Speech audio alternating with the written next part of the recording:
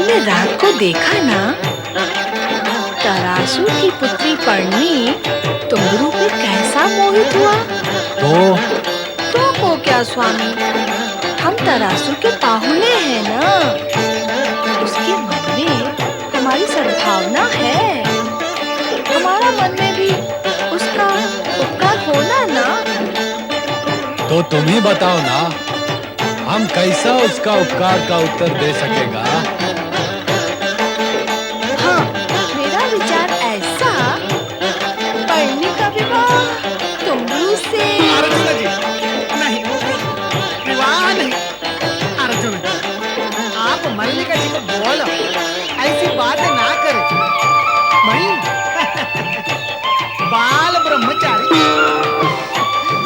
जो हो रहा है तुम्हारे कारण हो रहा है तुम्बरू। मेरे कारण? हाँ, यहाँ आने का लालच तुम ही ने जगाई थी। हमारे साथ यहाँ आने का इच्छा भी तुम्हारा, आदिवासी बनने का चाव भी तुम्हारा। अब जब आदिवासी बनना तो रीति नीति तो निभाना होगा ना तुम्बरू। आओ।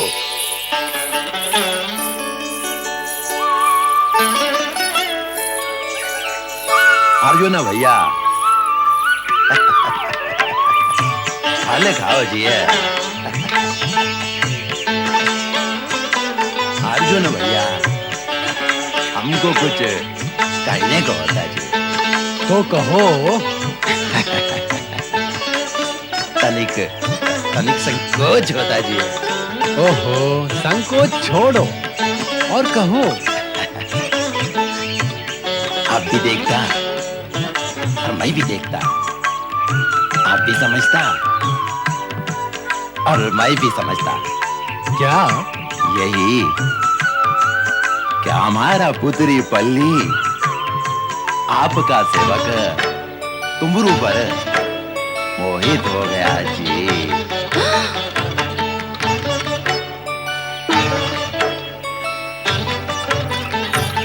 किंतु तरासू भैया, आप बताया कि सोमवार के दिन पर्णी के विवाह होना, ऐसे में उसका तुम्बरू पर मोहित होना क्या मर्यादा होगा? नहीं नहीं नहीं, हमारा समाज में पुत्री का सुकम पर विचार पहले करने का होता।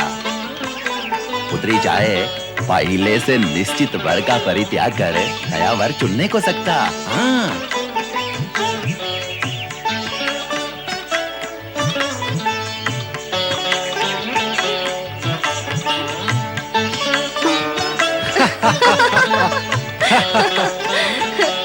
तरासू भैया, हम तुम्बरू को पलनी से विवाह करने को मनाएगा।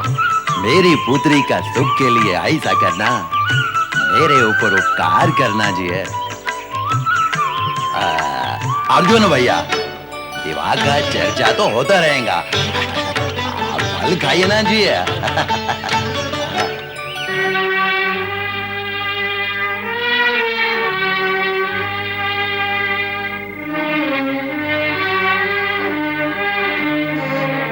कभी का गया तुम्बरू, अभी तक लौटकर आने को नहीं होना। बोला भी नहीं किधर में जाता और कभी में आएगा।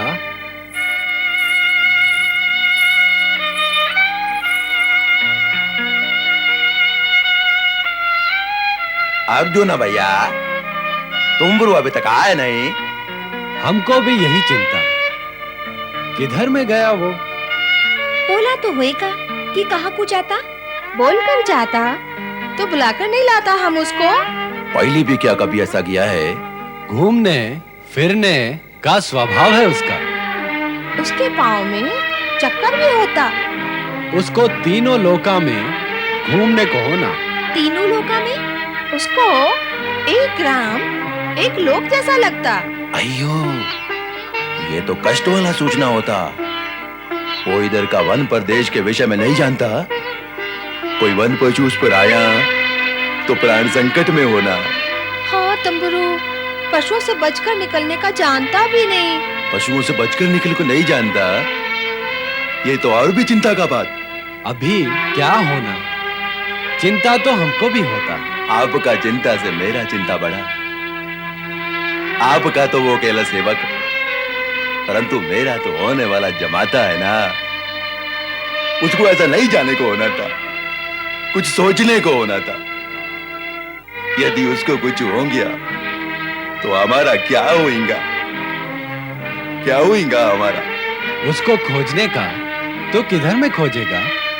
इतने बड़े वन में पशु पक्षियों के बीच किधर खोजेगा जी?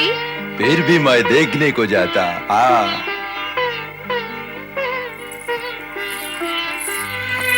स्वामी, तुम्बरू ने यहाँ क्या विपदा खड़ी कर दी?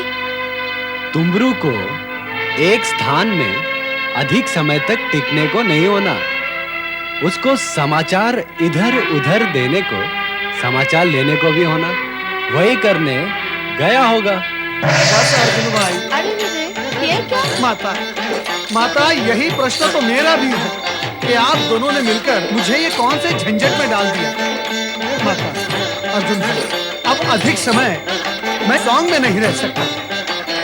कृपया कर आप मुझे आज्ञा दें। ये सॉन्ग मैं यही समाप्त कर देना चाहता हूँ। झंझट में तो तुम फंसी गया तुम्बरू। क्या? इसको यही समाप्त करके तुम उस अबोध कन्या पलनी पर अन्याय क्यों करेगा? क्या तुम प्रेम सरिता के मझधार में उसका त्याग करने को सोचता? अयो स्वामी, कैसा त्यागम और कैसा प्रेम, कैसा न्यायम और कौन सा सरिता अर्जुन जी। ये सब आपका लीला है जिसके भंवर में मैं फंस गया, अब डूबने वाला है।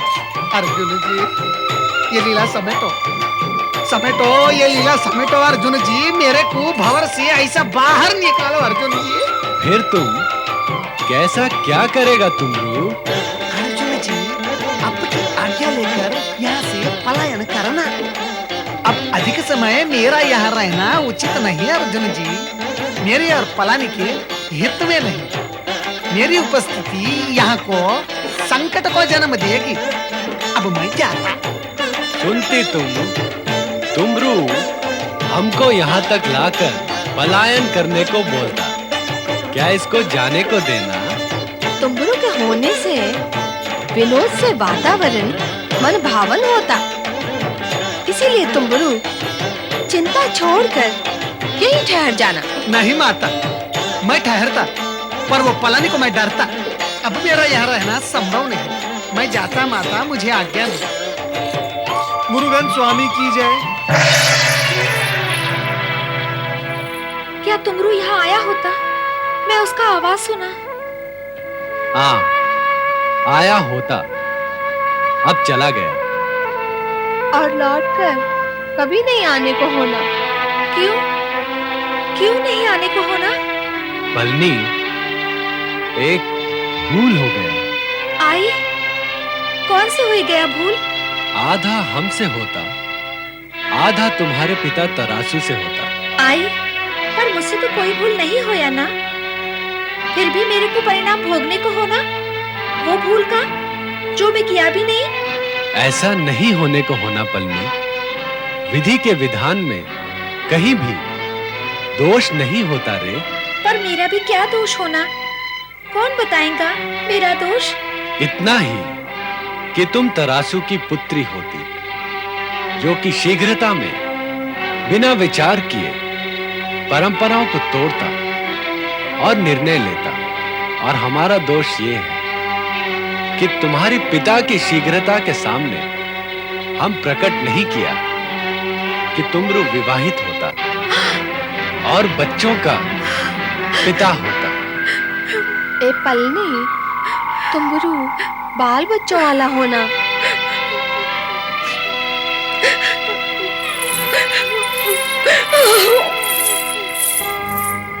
स्वामी, तुम्बरू के लिए हमको असत्य भाषण करना, क्या ये कर्म हमारे लिए उचित होता? पलनी का भ्रम और मोह तोड़ने के लिए ऐसा करना आवश्यक होता मल्लिका। वैसे भी भील भीलनी का वेश धारण करके नाटक तो हम करता।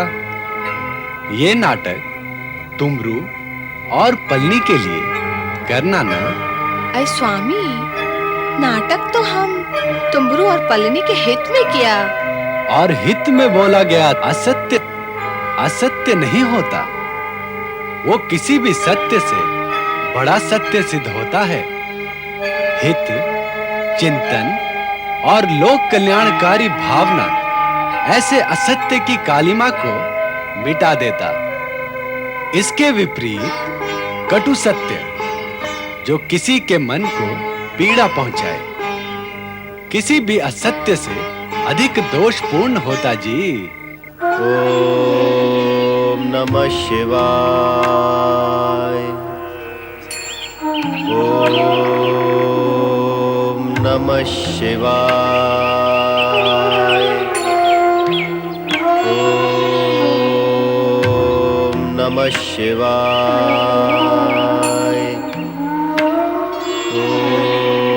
ओम नमः शिवाय। ओम नमः शिवाय। ओम नमः शिवाय। देवऋषि नारद, प्रणाम। कुमार कार्तिकेय, मैं आपसे क्षमा याचना करने आया हूँ। क्षमा याचना मुझसे? मेरे सम्मुख आपका ये क्षमा याचक का रूप शोभा नहीं पाएगा देवऋषि। हाँ, आपके सम्मुख मैं क्षमा याचना का अधिकारी अवश्य हो सकता हूँ। उसकी आवश्यकता ही नहीं होगी कुमार कार्तिकेय। सत्य यह है कि आप माता पिता के दर्शन के लिए अति उत्सुक हैं, और ये बात भगवान भोलेनाथ से छिपी नहीं रह सकती थी। मैं आपका संदेश भगवान शिव तक पहुंचाता उससे पहले ही भगवान भोलेनाथ और माता पार्वती कैलाश से प्रस्थान कर चुके थे। अच्छा, वे यहाँ आए हैं? हाँ, आए तो हैं, किंतु एक बाधा उपस्थित हो गई है। माता पिता को पुत्र से मिलने में क्या बाधा हो सकती है देवऋषि? मैं आपके और उनके मिलन का श्रेय स्वयं प्राप्त करना चाहता था। इसी इच्छा ने बाधा उपस्थित की और विलंब भी किया। इसी कारणवश मैं आपसे क्षमा याचना करना चाहता था। क्षमा और याचना दोनों को भूलकर ये बताएं देवऋषि कि इस समय वे हैं कहाँ? आपकी उत्सुकता और प्रश्न का समाधान करने में भी मैं विवश हूँ, क्योंकि मैं माता पार्वती और भगवान भोलेनाथ की उत्सुकता समाप्त नहीं कर सकता। परंतु आप निश्चिंत रहे कुमार कार्तिकेय, वे आपके समीप ही है। निकट भविष्य में आपकी उनसे भेंट भी होगी। अब मुझे आज्ञा दी। नारायण नारायण।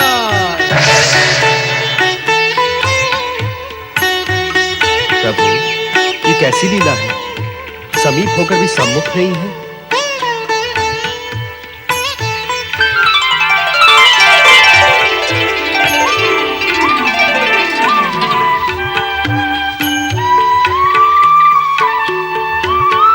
मैं भी आपकी उत्सुकता समाप्त करना नहीं चाहता। अब तो जब तक आप स्वयं आकर मुझे दर्शन नहीं देंगे, मैं अपने धैर्य को धारण करूंगा। ओम नमः शिवाय।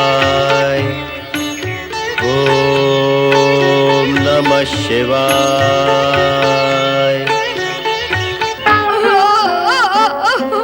तुम्बरू के जाने से पल्ली रोता, उसको बहुत दुख होता। देखते ही मोहित होना ठीक नहीं, रोना ही होना।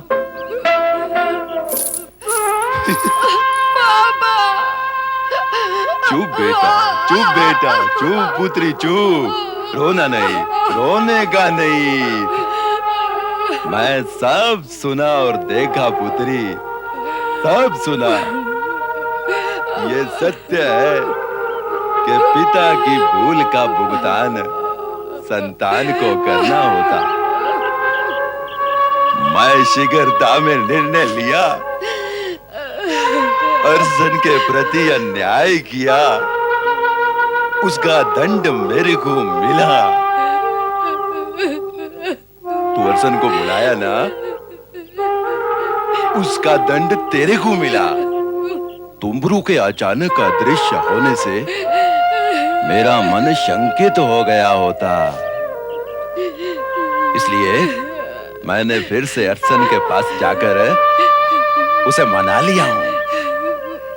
जा बेटा जा। मुरुगन स्वामी ने हमारा लाज रखा। जा तू तैयारी कर, मैं आता। जा जा।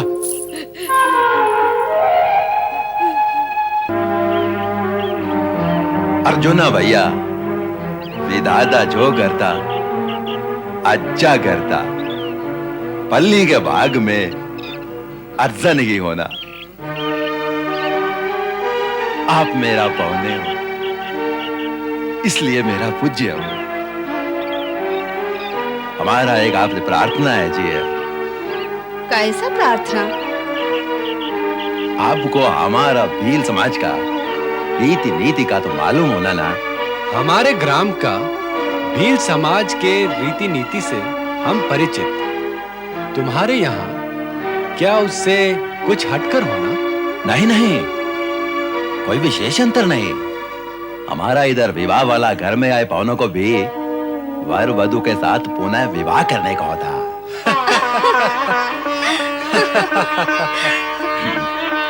इसलिए मैं आप दोनों को इस विवाह पर वर वधु के रूप में सम्मिलित होने का निमंत्रण देता। तरासू भैया, आपके मन का उदारता देखकर हमारा मन प्रसन्न होता। तुमरू के चले जाने, पलनी के दुखी होने के बाद भी आप क्रोध नहीं किया और सब कुछ संभाल लिया। हमारे लिए भी मन में कटुता नहीं लाया। अर्जुन भैया, मन में कटुता लाने से अपना ही तन और मन कटता, और फिर क्रोध से कब किसने स्थिति को संभाला। मैं तो युवा पुत्री का पिता क्रोध करता तो स्थिति कैसे संभलने को होता। सत्य बोलता तरासू भैया, हम अवश्य वर वधु बनकर पलनी और अर्सन के विवाह में सम्मिलित होगा। आप हम पर कृपा करेंगे जी, कृपा करेंगे जी हम पर।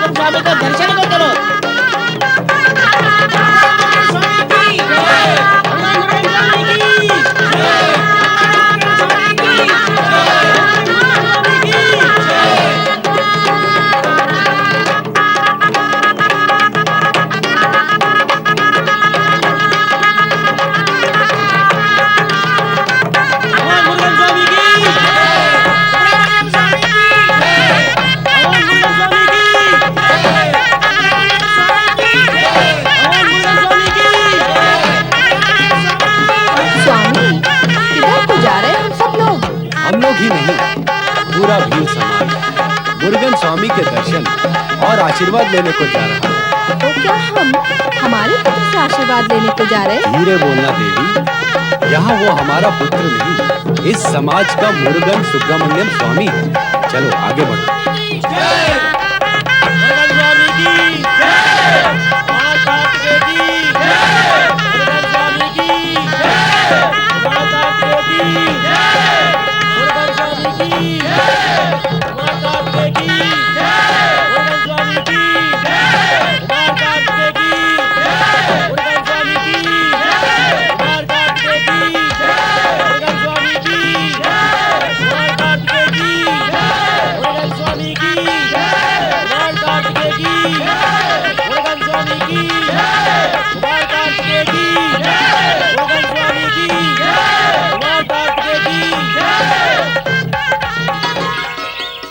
तीर्थजनों, इस समय मुरुगन स्वामी शैल पर्वत पर शिवलिंग के सम्मुख शिव आराधना में लीन है।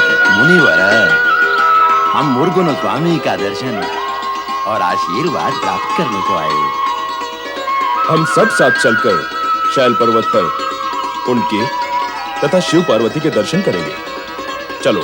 मुरुगन स्वामी की जय, कुमार कार्तिकेय की जय, मुरुगन स्वामी की जय, कुमार कार्तिकेय की जय, मुरुगन स्वामी की जय, चलो। कुमार कार्तिकेय की जय, मुरुगन स्वामी की जय, कुमार कार्तिकेय की जय, मुरुगन स्वामी की जय, कुमार कार्तिकेय की जय, मुरुगन स्वामी की। ओम नमः शिवाय।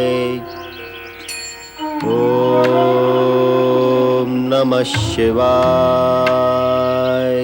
कुमार कार्तिकेय की जय, मुरुगन स्वामी की जय। ओम नमः शिवाय। ओम नमः शिवाय। ओम नमः शिवाय। ओम नमः शिवाय। कुमार कार्तिकेय की जय, मुरुगन स्वामी की जय, कुमार कार्तिकेय की जय, मुरुगन स्वामी की जय, कुमार कार्तिकेय की जय। ओम नमः शिवाय।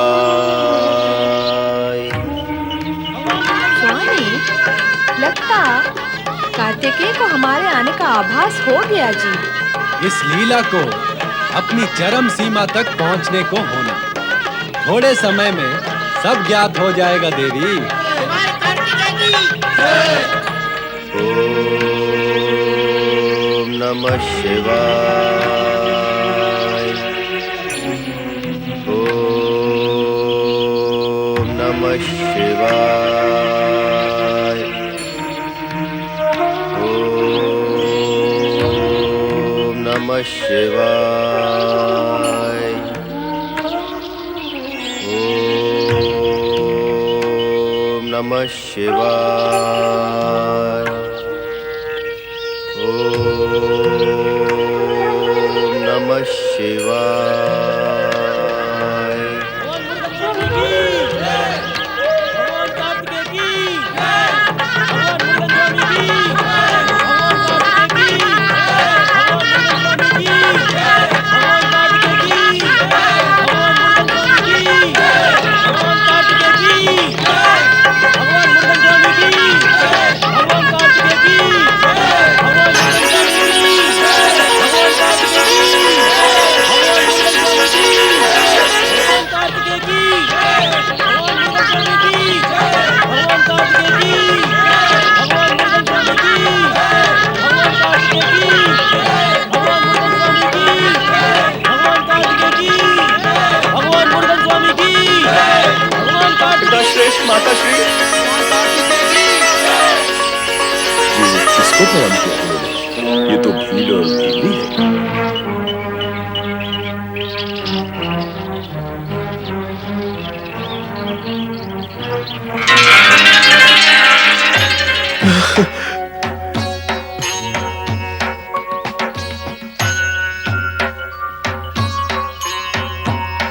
कार्तिकेय, उठो।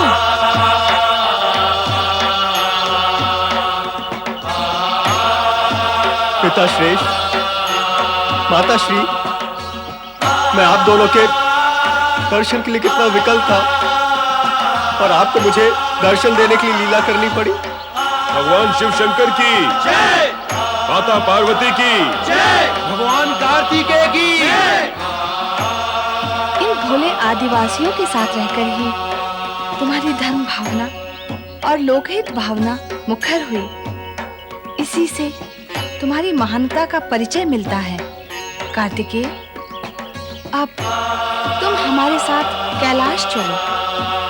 तुम्हारे बिना वहाँ शून्य सा लगता है। ये कैसे संभव होगा माता? इसमें असंभव क्या है? मैं इन श्रद्धालुओं का साथ त्याग कर कैलाश कैसे आ सकता हूँ माँ? इन्हीं के सहयोग से तो मैं दक्षिण में धर्म और भक्ति का प्रकाश प्रसारित करने में समर्थ हो सका हूं। मेरा मन तो कहता है कि आपसे प्रार्थना करूं कि आप सदा सदा के लिए यहां विराजें। मेरी प्रार्थना स्वीकार करें माता। तुम्हारा अनुरोध हम अस्वीकार नहीं कर सकते पुत्र कार्तिकेय। आओ।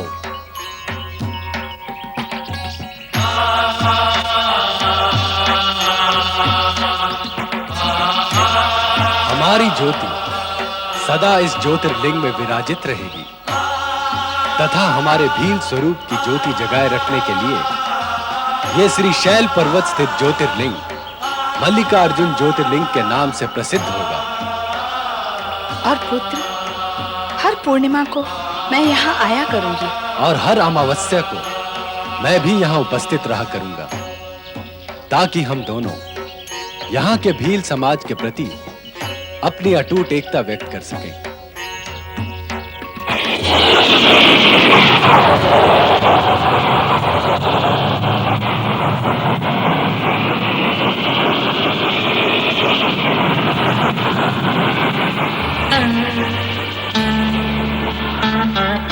ज्योतिर्लिंग भगवान मल्लिकार्जुन की जय।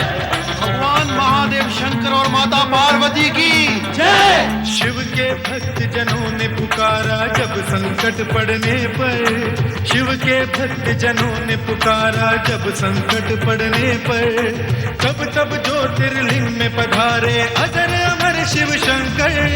अजर अमर शिव शंकर, अजर अमर शिव शंकर, अजर अमर शिव शंकर, अजर अमर शिव शंकर, अजर अमर शिव शंकर, अजर अमर शिव शंकर, अजर अमर शिव शंकर, अजर अमर शिव शंकर।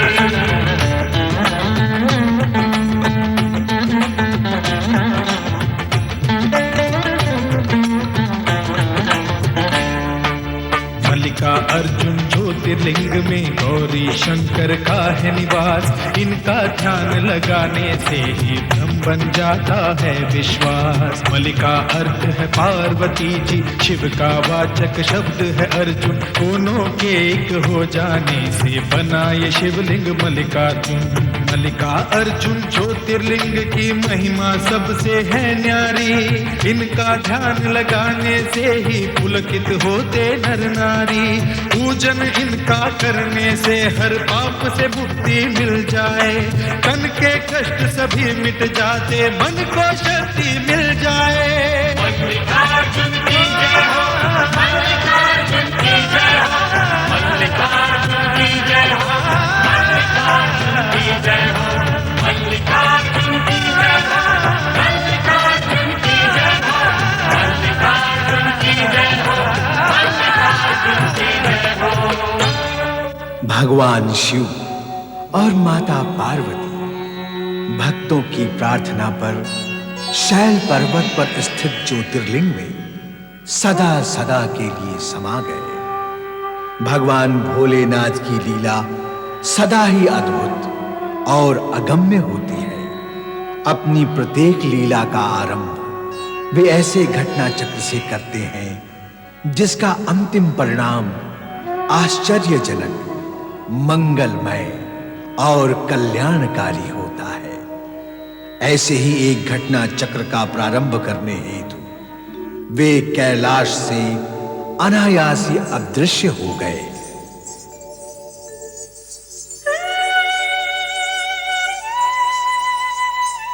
माता, भोलेनाथ कहाँ गए? मुझे क्या मालूम, यही प्रश्न तो मैं तुमसे करना चाह रही थी कि भोलेनाथ कहाँ गए। जब आप ही को ज्ञान नहीं कि वे कहाँ गए हैं, तो मुझे अथवा अन्य किसी को कैसे ज्ञान हो सकता है माता? पर आश्चर्य का विषय है। घोर आश्चर्य माता। नारायण नारायण। भगवान भोलेनाथ अपने स्थान पर नहीं है। माता, आप बताएं, कहां चले जाते हैं भोलेनाथ आजकल? यही प्रश्न मैं और नंदी एक दूसरे से पूछ रहे थे। यदि आपको ज्ञान हो जाए कि वो आजकल बार बार कहां जाते हैं, तो हमें अवश्य बता देना। माता, मुझे कैसे ज्ञात हो सकता है?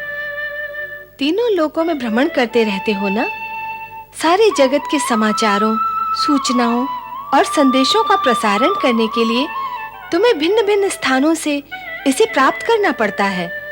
ऐसे में आते जाते तुम्हें ज्ञान हो सकता है कि भोलेनाथ कहाँ जाते हैं। माता ठीक कहती है देवऋषि। जब जब भोलेनाथ समाधि में लीन होते हैं, तब तब आप उन्हें जागृत करके हमारी मनोकामना पूर्ण करते रहे हैं। वे फिर किसी को बताए बिना अदृश्य हो गए तो उन्हें खोजने का कार्य भी आप ही सफलतापूर्वक कर सकते हैं। मैं उन्हें लाख खोजूं, पर जब तक उनकी इच्छा नहीं होगी वो मुझे दर्शन नहीं देंगे। वो आपके भी तो प्रिय हैं। यदि वो आपको बिना बताए कहीं गए हैं तो यह निश्चित है कि उनका उद्देश्य विशेष है, और जब तक वो उद्देश्य पूर्ण नहीं होता वो नहीं लौटेंगे। तब तक हम क्या करें देवऋषि? नंदी महाराज, धैर्य धारण करो।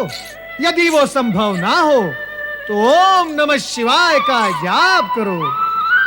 नारायण नारायण।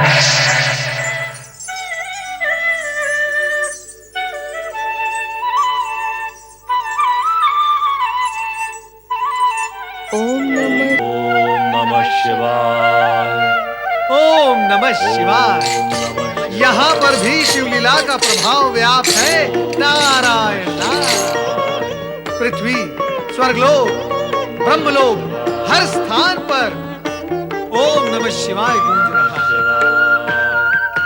परंतु ऐसे में परमपिता ब्रह्मा जी की समाधि को भंग करना क्या उचित होगा?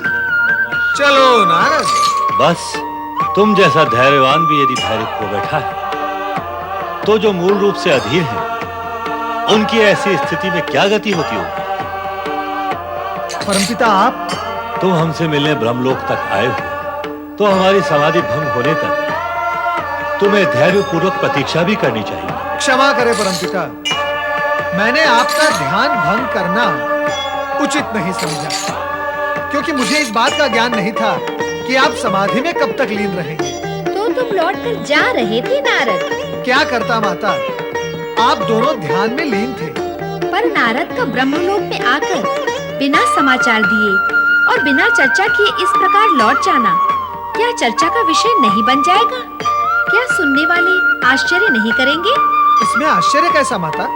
आश्चर्य है, तुम्हें लौट जाने में आश्चर्य प्रतीत नहीं हो रहा है।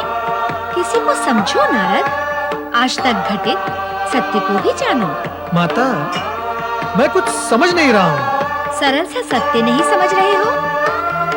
तुम जब जब ब्रह्मलोक में प्रकट होते हो तब तब कोई पवित्र व लोक कल्याणकारी उद्देश्य को लेकर ही आते हो।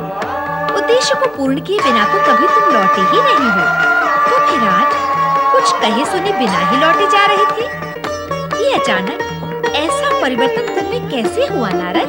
हमारी शिव आराधना को भंग न करके नारद ने उचित ही किया है देवी।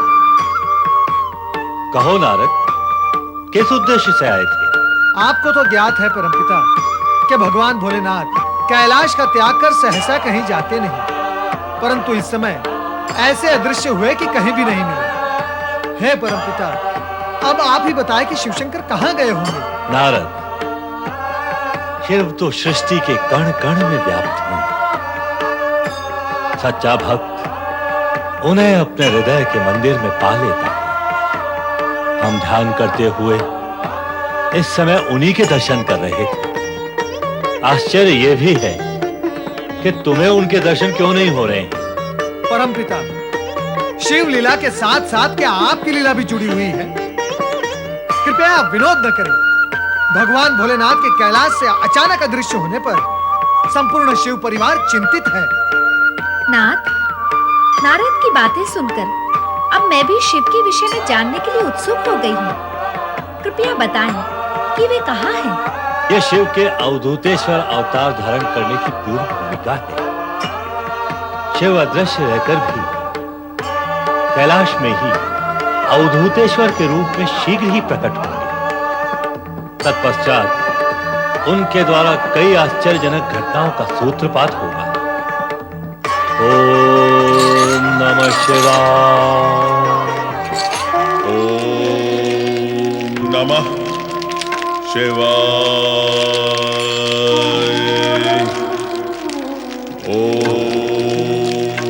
नमः शिवाय। ओम नमः शिवाय। ओम नमः शिवाय।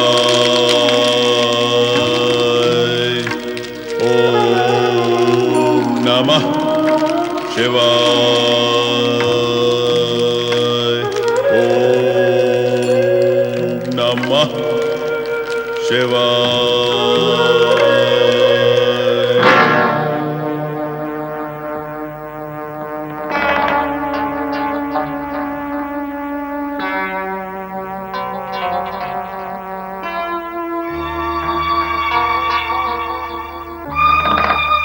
पवन देव,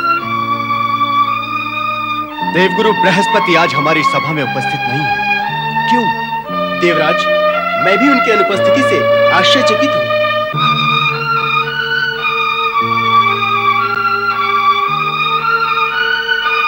वरुण देव, आपका क्या कहना है इस विषय में?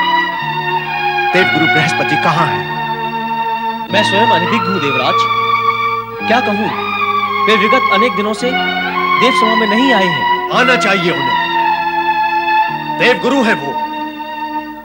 देवगण को परामर्श देने के लिए उन्हें साथ में सदा यहाँ उपस्थित रहना है। हाँ देवराज, आए दिन देवगण पर संकट आते रहते हैं। उसके निवारण के लिए देवगुरु का परामर्श की आवश्यकता कभी भी पड़ सकती है। ऐसे में देवगुरु को देव सभा में उपस्थित रहना नितांत आवश्यक है। इस सभा में उनकी उपस्थिति अत्यंत अनिवार्य है। ये जाकर हमारा आदेश उन्हें सुना दिया जाए। जैसी आपकी आज्ञा देवराज। ओम नमः शिवाय।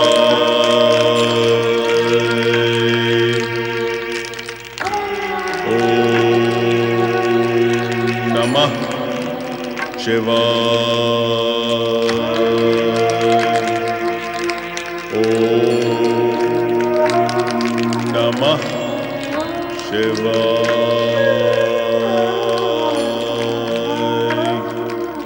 ओम नमः शिवाय।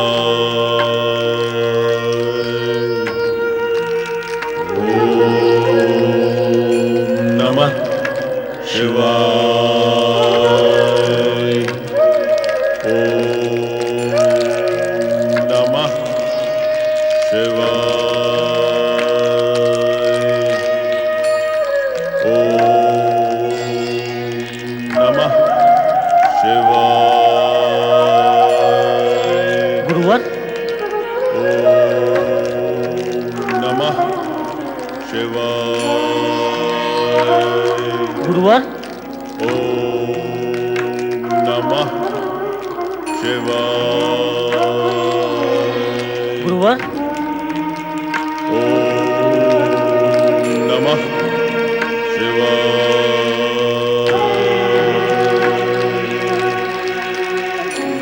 ओम नमः शिवाय।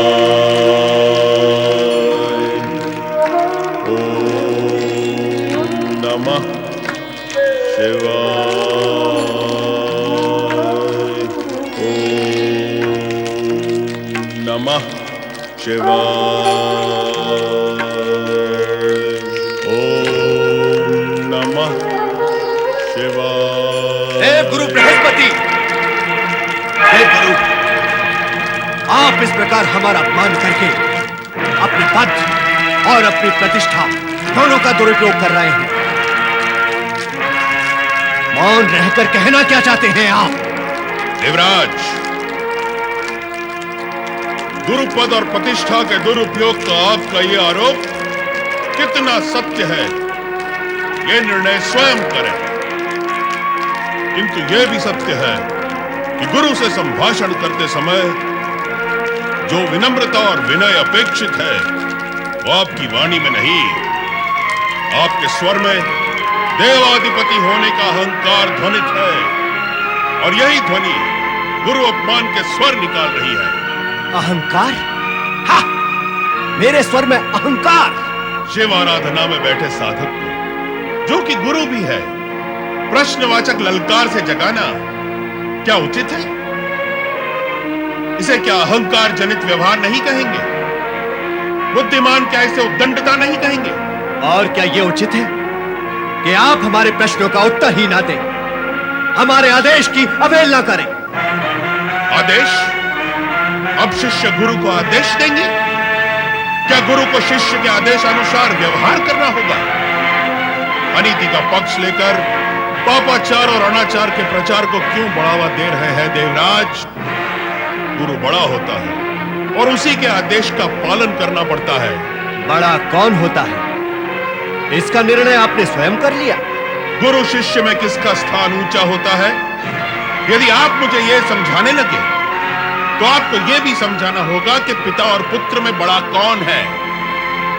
इस विषय पर आपके विचार जानकर मुझे यह विश्वास दृढ़ होता जा रहा है कि भावी आशंका सत्य सिद्ध होगी। कौन सी आशंका? किस आशंका की बात आप कर रहे हैं? आपको यह ज्ञान नहीं है, पर मुझे यह ज्ञान है। इसीलिए प्रकट करना समय अनुकूल होगा कि स्वर्ग पर शीघ्र आ पड़ने वाले संकट से सुरक्षा हेतु हम शिव आराधना कर रहे थे। अब तो अपने गुरु के प्रति दुर्व्यवहार करके आपने इस शंका की पुष्टि भी कर दी है। पर इस बात से यह सिद्ध नहीं होता है कि आपका स्थान हमारे से ऊंचा है। हम स्वर्गाधिपति हैं, स्वर्ग में रहने वाले सभी हमारे अधीन हैं और हमारा आदेश मानने के लिए प्रतिबद्ध हैं। नहीं, स्थिति सर्वथा ऐसी नहीं है। आपसे सम्मान पाने का अधिकार यदि हम खो चुके हैं तो स्वर्ग को त्याग करने में ही हमारा हित है। अब और अधिक आपकी उद्दंडता सहन करना हमारे लिए संभव नहीं। इसके उपरांत भी हम सदा सदा के लिए इस बात का निर्णय कर लेना चाहते हैं कि हम में से किसका स्थान ऊंचा है। हम आपसे सहमत हैं, पर इसका निर्णय भगवान शिव के अतिरिक्त अन्य कोई नहीं कर सकता। भगवान शिव वो निर्णय करेंगे? निष्पक्ष निर्णय वे ही करेंगे। ब्रह्मदेव क्या पक्षपात करेंगे? मैंने ऐसा नहीं कहा, पर भगवान शिव का निर्णय सदा सर्वोपरि व सर्वप्रिय होता है। स्वीकार है। चलिए कैलाश चलते हैं। अवश्य।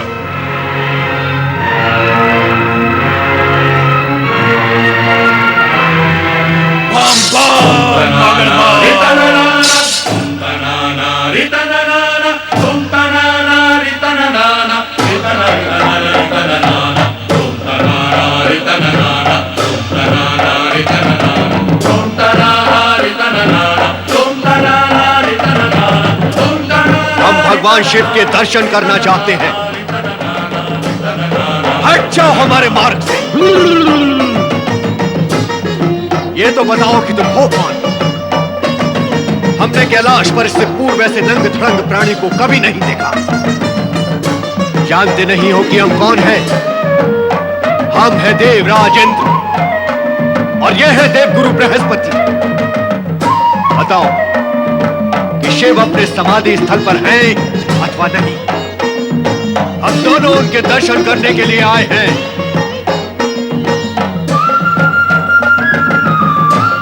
अरे दुर्मति, बोल, तेरे मुख में डिब्बा है भी कि नहीं? बार बार प्रश्न करने पर भी तू उत्तर क्यों नहीं देता? इतने समय से तूने मेरा मार्ग कारण भी नहीं बताता है, मुख से कुछ बोलता भी नहीं है। मैं तुझे इस गदा से इसी समय यही समाप्त कर देता हूं। ओम।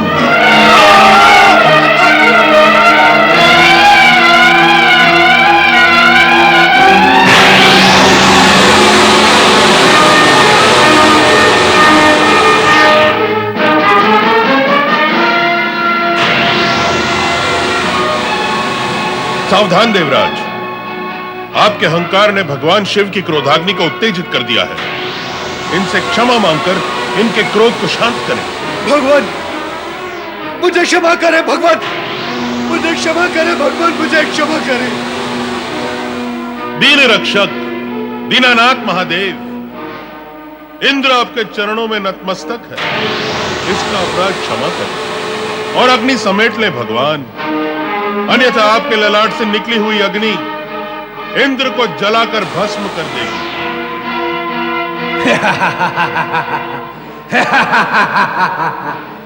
देवगुरु बृहस्पति, क्या सर्प अपनी त्यागी हुई केतुल पुनः धारण करता है? हम भी अपने ललाट से निकली अग्नि को पुनः कैसे ग्रहण कर सकते हैं? देवादिदेव महादेव, आपके भक्त सदा ही आपकी कृपा के पात्र होते हैं। मैं भी आपका एक आराधक हूं। मेरी प्रार्थना स्वीकार करें और मेरे शिष्य इंद्र को क्षमा दान करें। उसकी रक्षा करें भगवान। बम बम मगड़ बम।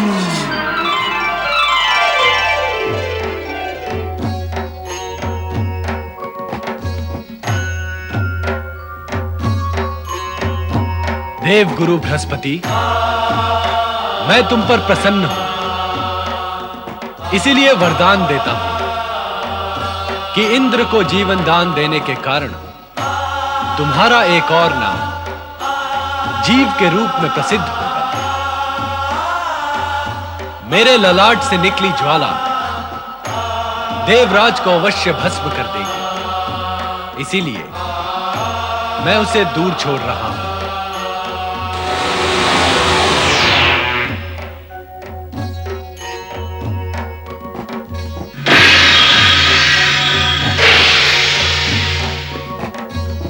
मुझे क्षमा करे भगवान, क्षमा करे, क्षमा करे।